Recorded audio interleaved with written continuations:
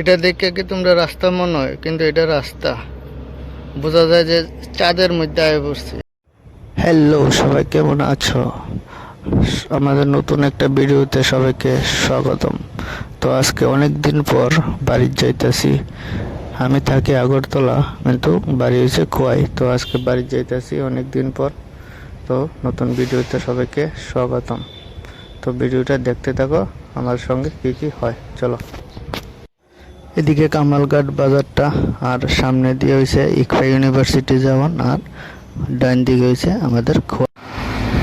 এই যে রাস্তাটা দেখতেছো, এটা হচ্ছে কামালঘাটের বাইপাস। এই কামালঘাট থেকে হেজামারা পর্যন্ত এই রাস্তাটা খুবই ভালো। তারপর থেকে যে একটা রাস্তা স্টার্ট হয়, এটা আর ভাল লাগে না। এটা হচ্ছে রাস্তার কনস্ট্রাকশন চলতেছে, কিন্তু যে অবস্থা রাস্তা, বোঝা যায় যেন একবার ছাদের মধ্যে আয়ে পড়ছি। আর বড় বড় গাতা। সিনারিটা খুবই সুন্দর, কিন্তু রাস্তাটা খুবই বান্দর। এই জায়গাটা তোমরা দেখাইতেছি, কারণ এখানে আইয়া একটু 5 মিনিটের ব্রেক লইছিলাম। এখন আয়া পড়ছি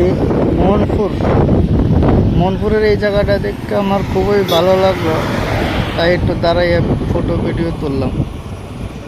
রাস্তা এখন পর্যন্ত খুবই ভালো। বৃষ্টির ভাব এখনো আছে, কিন্তু অতক্ষণ যে চালাইছি, কিন্তু এখনো পর্যন্ত বৃষ্টি পাইছি না। কোন সময় জানি লাইমা জায়গা বৃষ্টিতে।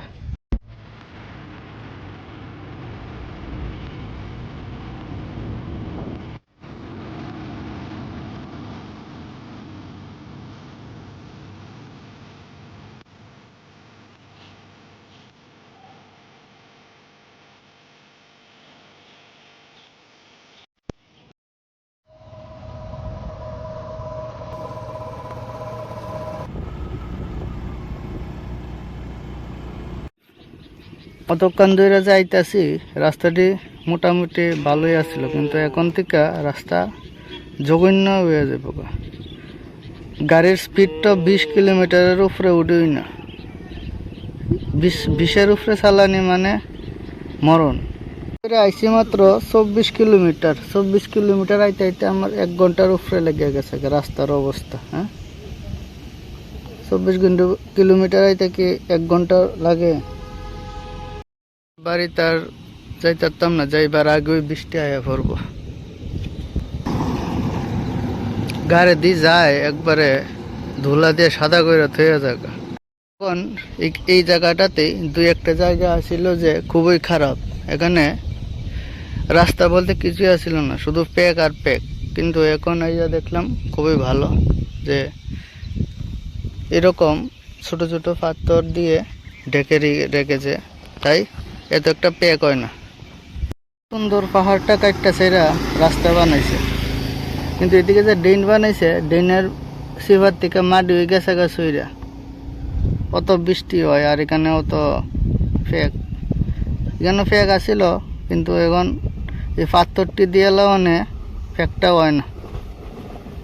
এটা হচ্ছে সুবল সিং পাহাড়টা কাটটা সেটা খুবই সুন্দর করে রাস্তা বানাইতেছে এখানে। আর এই জায়গাটা খুবই সুন্দর লাগছিল আমার কাছে। এদিকে আয়া জল, পুরা পাহাড়টা কাটটা কি সুন্দর করে একটা রাস্তা বানাইছে, খুবই সুন্দর লাগতেছে আমার কাছে। যদি যে সময় রাস্তাটা পুরা সম্পূর্ণ হয়ে যাবে, ওই সময় কতই সুন্দর লাগবে।